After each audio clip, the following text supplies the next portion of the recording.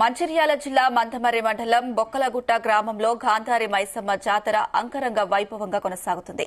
మైసమ్మ తల్లిని దర్శించుకునేందుకు తెలంగాణతో పాటు మహారాష్ట నుండి భక్తులు వేలాది సంఖ్యలో తరలి రావడంతో ఆలయ ప్రాంగణమంతా జనాలతో కిక్కిరిసిపోయింది.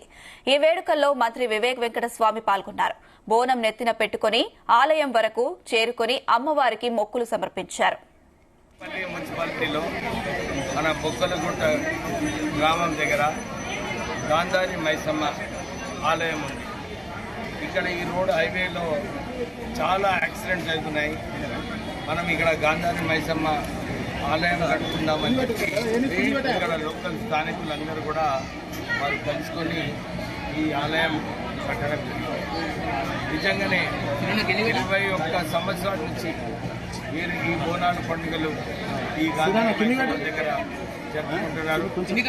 ప్రత్యేకంగా మన మందమర్రి కైతాన్పల్లి గ్రామ ప్రజలందరూ కూడా ఈ గాంధారి మైసమ్మ దగ్గరికి వచ్చి పూజలు చేసుకొని వారి కోరికలు ఏమున్నాయో వారందరూ కూడా ఇక్కడ పూజలు చేయడం జరుగుతుంది. పల్లి మున్సిపాలిటీలో మన బొక్కలగుట్ట గ్రామం దగ్గర గాంధారి మైసమ్మ ఆలయం